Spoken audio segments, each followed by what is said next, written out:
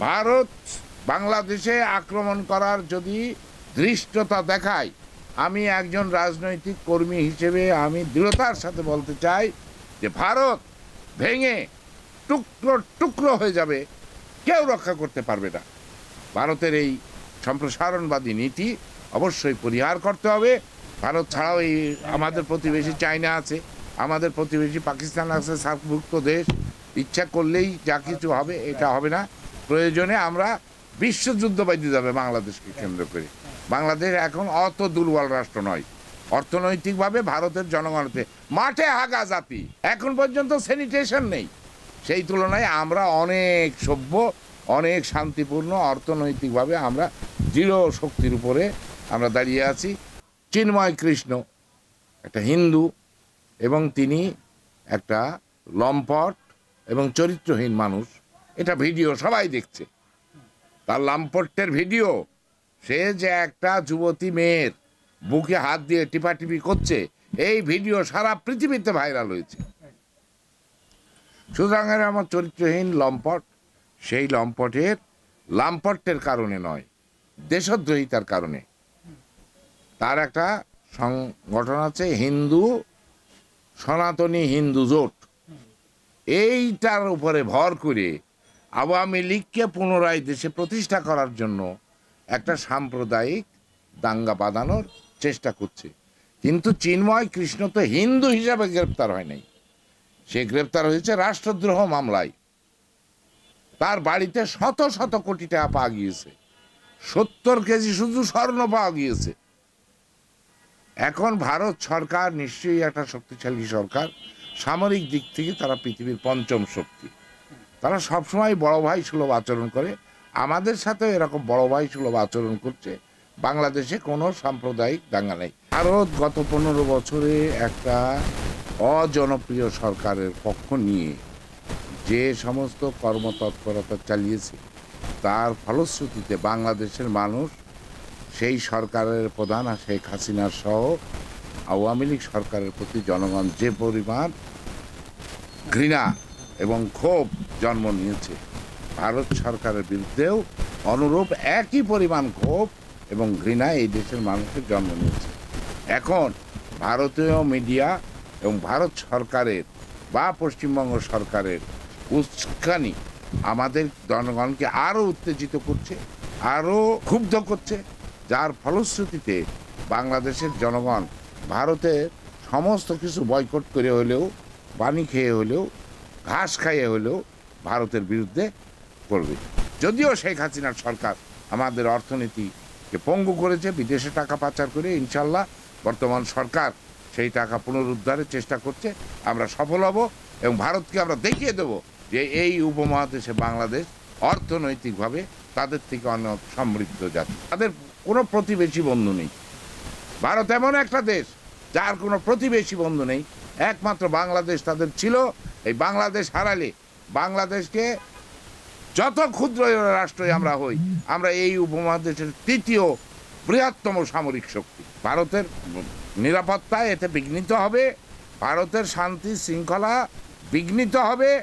ভারত এই আগুনে পুড়ে ছারখার হয়ে যাবে, এই হিংসার আগুনে পুড়ে ভারত ছারখার হয়ে যাবে। ভারতকে এটা অনুধাবন করতে হবে, ভারতকে এটা বুঝতে হবে যে বাংলাদেশ পৃথিবীর মধ্যে একটা অন্যতম শান্তিপ্রিয় জাতি হিসেবে সুপ্রতিষ্ঠিত এবং সুপরিচিত। ভারত যে আসলেই একটা নিকৃষ্ট দেশ, কানাডার সাথে তাদের যে মানে বর্তমান যে সম্পর্ক হয়েছে তাতে প্রমাণিত হয়েছে।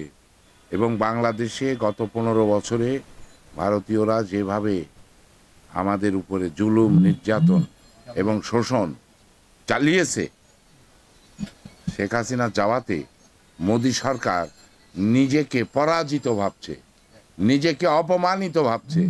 সেই অপমানের প্রতিশোধ নেওয়ার জন্য বাংলাদেশ দূতাবাসে আক্রমণ করে একটা নিকৃষ্ট এবং জঘন্য কাজ তারা করেছে এবং এইটার আমরা তীব্র নিন্দা করছি, আমরা প্রতিবাদ করছি এবং তাদেরকে সুস্থ মাথায় বাংলাদেশে, আমি ভারত সরকারের যে কোনো প্রতিনিধিকে আমরা স্বাগত জানাবো বাংলাদেশে। তারা সরজমিনে এসে তদন্ত করে দেখুক বাংলাদেশে কোনো হিন্দু নির্যাতন হচ্ছে না। বলা হচ্ছে 35,000 সৈন্য মোতায়েন করা হয়েছে। বাংলাদেশের কাছে 35,000 সৈন্য বড় কথা নয়। গাজাতে গুলতি দিয়ে ইসরায়েলি সৈন্যদের মারছে। আমরা হাত লাঠি দিয়েই আমরা ভারতীয় সৈন্যকে আমরা মোকাবেলা করব। আমাদেরকে যদি আক্রমণের ধৃষ্টতা দেখায় তার সমুচিত জবাব ভারত সরকার পাবে এবং এর ফলে ভারত খণ্ড বিখণ্ড হয়ে যাবে।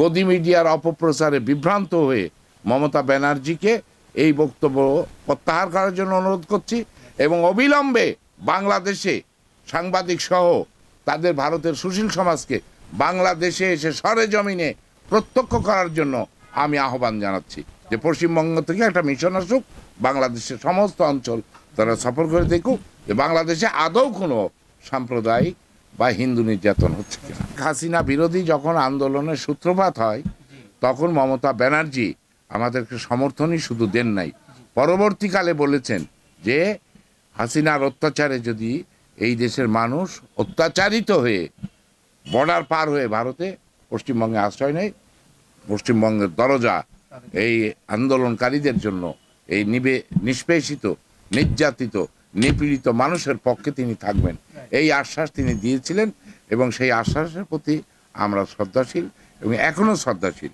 উনি কেন বলেছেন এটা আমি জানি না, কেন জাতিসংঘ আনতে বলছেন এ সমস্ত করে কোনো ফায়দা হবে না, কারণ বাংলাদেশের জনগণ যা চাবে তাই হবে। আমরা হিন্দু মুসলিম বুঝি না, আমরা বুঝি আমরা বাঙালি। পশ্চিমবঙ্গ আমাদের অংশ, আসাম আমাদের অংশ, ত্রিপুরা আমাদের অংশ। আমরা বৃহত্তর বাংলা করব, হিন্দু মুসলিম মিলে করব। আমরা দিল্লির আধিপত্য মানি না। আমরা যেমন পাকিস্তানি হানাদার বাহিনীর উর্দুকে এই দেশে বাংলা ভাষাকে তারা ত্যায্য করতে চেয়েছিল, পারেনি। এখন হিন্দুস্তানি এই হিন্দি ভাষীরা আমাদের বাঙালিদের মধ্যে বিভেদ বাঁধানোর জন্য যে চক্রান্ত করছে, আমার বিশ্বাস মমতা ব্যানার্জিও সেই অশুভ চক্রান্তের তিনি বিভ্রান্ত হয়েছেন। আমি তাকে অনুরোধ করব, তিনি শ্রদ্ধার পাত্র, আমরা তাকে শ্রদ্ধা করি, যদিও তার কারণে আমাদের তিস্তা আজ পর্যন্ত আমরা পানি পাই না। আমি বর্তমান সরকার ডক্টর মোহাম্মদ ইউনূস সরকারকে বলবো চীনের সহযোগিতায় অবিলম্বে আমাদের তিস্তা মহাপ্রকল্প বাস্তবায়ন করার জন্য। ভারত যে আমাদের বন্ধু আমরা বলি, বাংলাদেশে গত 53 বছরে যতটা সরকার এসেছে সবাই ভারতকে বড় ভাই হিসেবে মেনে নিয়েই দেশ পরিচালনা করার চেষ্টা করেছে, কিন্তু প্রতিটা সরকারকেই তারা ঘৃণার চোখে দেখেছে এবং প্রত্যেকটা সরকারের বিরুদ্ধে তারা কাজ করেছে একমাত্র শেখ হাসিনার কারণে। আজকে ভারত শেখ হাসিনার উপরে ভর করার কারণে এই দেশের মানুষ শেখ হাসিনাকে যেভাবে ঘৃণা করে, একইভাবে এই ঘৃণিত রাজনৈতিক নেতৃত্বের প্রতি সমর্থন জানানোর কারণে বাংলাদেশের মানুষ আজকে ভারত সরকারের প্রতি ঘৃণার চোখে দেখছে ভারত সরকারকে, ভারতের জনগণকে না। ভারতের জনগণ আমাদের বন্ধু, তারা আমাদের মুক্তিযুদ্ধের সময় আশ্রয় দিয়েছে, প্রশ্রয় দিয়েছে, আমাদেরকে অস্ত্র দিয়েছে, খাদ্য দিয়েছে, সেই জন্য আমরা ঋণী তার কাছে। আমার বয়স 67 বছর।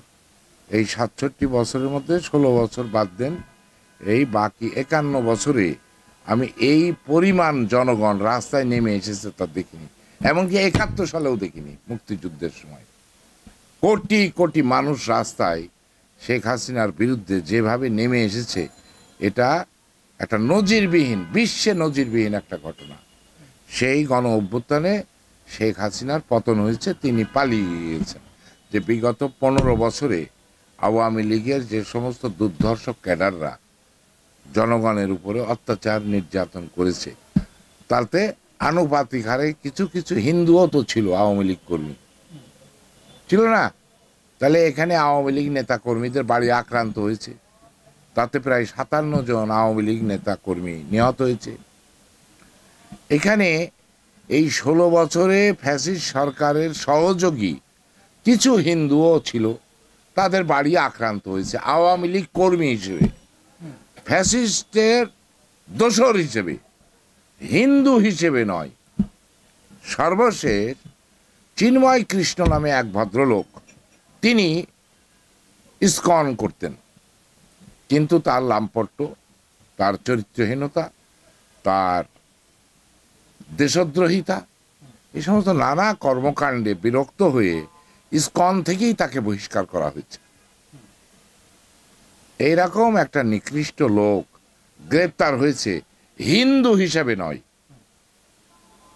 তার অনৈতিক রাষ্ট্রদ্রোহমূলক কার্যক্রমের জন্য তিনি গ্রেপ্তার হয়েছে। পৃথিবীর ইতিহাসের এটা নেই যে নেত্রী প্রধানমন্ত্রী শেখ হাসিনা নিজে তো পালিয়েছেই, আমাদের 350 এমপি, তার মধ্যে আওয়ামী লীগের 325 জন, এই 325 জন এমপি পালিয়ে গিয়েছে। তো এই এমপিরাও পালিয়ে গিয়েছে, আওয়ামী লীগের নেতারাও পালিয়ে গিয়েছে। এখন এই চিন্ময় কৃষ্ণের উপর ভর করে শেখ হাসিনা এবং ভারত সরকার এই দেশে একটা বিশৃঙ্খলা এবং সাম্প্রদায়িক দাঙ্গা বাঁধিয়ে, যেহেতু আমাদের যিনি সরকার প্রধান ডক্টর মোহাম্মদ ইউনূস, আমাদের ডক্টর মোহাম্মদ ইউনূস চট্টগ্রাম বিশ্ববিদ্যালয়ে অর্থনীতি বিভাগের শিক্ষক ছিলেন। তিনি আমেরিকা থেকে ডক্টরেট ডিগ্রি করেছেন, ঠিক আছে। তার স্ত্রীও একজন মার্কিনী, প্রথম স্ত্রী মার্কিনী। আমাদের doctor Mohammad Yunus Nobel laureate. বাংলাদেশের পার ক্যাপিটা ইনকাম $2900 আর পশ্চিমবঙ্গের পার ক্যাপিটা ইনকাম $1498। তাইলে আমরা অর্থনৈতিকভাবে তাদের থেকে দ্বিগুণ ভালো আছি। ত্রিপুরায় 1200, আসামে $1000 হচ্ছে পার ক্যাপিটা ইনকাম। সেই তুলনায় আমাদের পার ক্যাপিটা ইনকাম তাদের থেকে অনেক বেশি। অর্থনৈতিকভাবে আমরা সমৃদ্ধ, আমরা শান্তিপূর্ণ এবং অসাম্প্রদায়িক একটা রাষ্ট্র।